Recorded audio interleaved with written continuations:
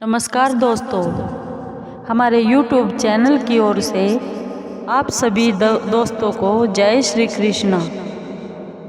दोस्तों, कैसे हैं आप? उम्मीद है आप सब ठीक होंगे।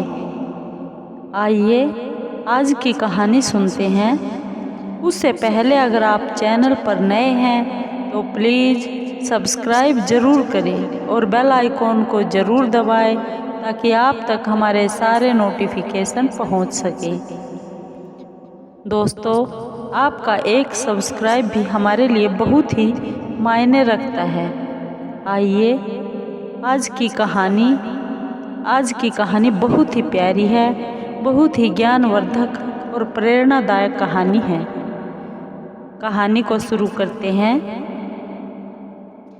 एक बार एक संत था। एक संत और एक सेठ की ये कहानी है। संत का भगवान पर इतना अटूट विश्वास था कि वह प्रसाद में जहर खाने से भी परहेज नहीं करते थे। भगवान पर इतना आस्था थी कि सब लोग देखकर हैरान थे। एक सेठ जी थे, वह बड़े कंजूस थे। एक दिन उस सेठ जी ने अपनी दुकान पर अपने बेटे को बैठा दिया और अपने बेटे से बोले कि बेटा, बिना पैसे लिए किसी को कुछ भी चीज़ मत देना। मैं अभी आया।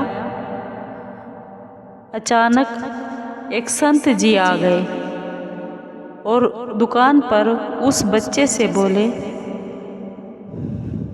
बेटा, मैं अलग अलग जगह से एक समय के भोजन की सामग्री लेता हूँ। लड़के से कहा, बेटा जरा नमक दे दो। उस बच्चे ने संत को डिब्बा खोलकर एक चम्मच नमक का दे दिया। जब सेठ जी आए तो देखा कि डिब्बे का ढक्कन खुला पड़ा था। सेठ जी ने अपने बेटे से पूछा, बेटा क्या बेचा है? बेटा बोला, एक संत जी आए थे जो तालाब पर रहते हैं। उनको मैंने एक चम्मच भर नमक दिया है। सेठ जी ने माथा पकड़ा और बहुत चिंतित हुए। सेठ जी बोले, अरे मूर्ख, इसमें नमक नहीं, ये तो जहरीला पदार्थ है। अब सेठ जी भागकर उस महात्मा के पास गए। तब तक महात्मा भोजन बनाकर भगवान जी को भोग लगाकर अपनी थाली को लेकर बैठ चुके थे। सेठ जी दूर से ही बोले, महात्मा जी रुकिए। आप जो नमक लेकर आए थे वह नमक नहीं था, बल्कि वह कोई जहरीला पदार्थ था। कृपा करके आप ये भोजन ग्रहण मत करना, कुछ भी हो सकता है। महात्मा जी बोले, भाई, हम तो प्रसाद जरूर लेंगे, क्योंकि इस प्रसाद का भोजन लग चुका है और जो भोजन भोग लगाकर रख दिया उसे छोड़ नहीं सकते। अगर भोग नहीं लगता तो भोजन बेशक छोड़ देते। ये कहकर उस महात्मा ने उस भोजन को प्रसाद समझकर खाना शुरू कर दिया। अब सेठ जी के होश उड़ गए। वो रात भर वहीं पर बैठे रहे।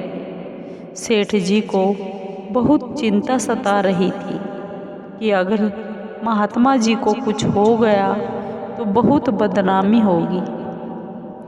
रात में अगर तबीयत बिगड़ भी गई तो कम से कम किसी वैद्य को तो दिखा देंगे। यह सोचते सोचते उसे नींद आ गई। जब सुबह रोज की तरह महात्मा जी जल्दी उठ गए और नदी पर स्नान करने लगे। सेठ जी ने कहा, महात्मा जी, तबीयत तो ठीक है? महात्मा जी बोले, परमात्मा की कृपा है, मेरे भगवान की कृपा है, मेहरबानी है। इसके बाद वे पूजा के लिए मंदिर में चले गए। जैसे ही संत ने मंदिर का दरवाज़ा खोला तो क्या देखा कि भगवान जी के श्री विग्रह के 2 भाग हो गए हैं और भगवान का ये विग्रह का रंग भी काला पड़ गया है। ये देखते ही अब उस सेठ जी को यह समझ में आ गया कि भक्त के अटल विश्वास को देखकर भगवान ने भोजन का ही जहर भोग के रूप में स्वयं ग्रहण कर लिया है और भक्तों को प्रसाद ग्रहण कराया है। सेठ जी बहुत हैरान रह गए और इस दुनियादारी से उसका मन उतर गया और वह भागा भागा घर गया और घर जाकर अपने बेटे को कहा, बेटा आज के बाद मैं इस घर गृहस्थी को छोड़ रहा हूँ। तुम्ही को दुकान संभालनी है, तुम्ही को घर चलाना है और मैं परमात्मा की शरण में, संतों की शरण में जाकर उस प्रभु के नाम की भक्ति करूँगा, भजन करूँगा। कुछ भी सच नहीं है, सब झूठ है। बस अगर सच है तो एक परमात्मा का नाम ही सच है और मैं अब संतों की शरण में जाकर उस परमात्मा के नाम की ही शरण लूँगा और उसका भजन करूँगा। इस तरह अपने बेटे को दुकान सौंप दी और खुद उस संत की शरण में जाकर, उस महात्मा की शरण में जाकर भगवान की भक्ति करने लगा। दोस्तों, आपको ये कहानी कैसी लगी? अगर आपको ये कहानी अच्छी लगी हो तो प्लीज़ लाइक कीजिए, शेयर कीजिए, सब्सक्राइब कीजिए और कमेंट ज़रूर कीजिए, क्योंकि आपके कमेंट से हमें हौसला मिलता है और हौसले से हम आपके लिए और भी प्यारी प्यारी प्रेरणादायक ज्ञानवर्धक कहानी लेकर आएंगे। धन्यवाद दोस्तों।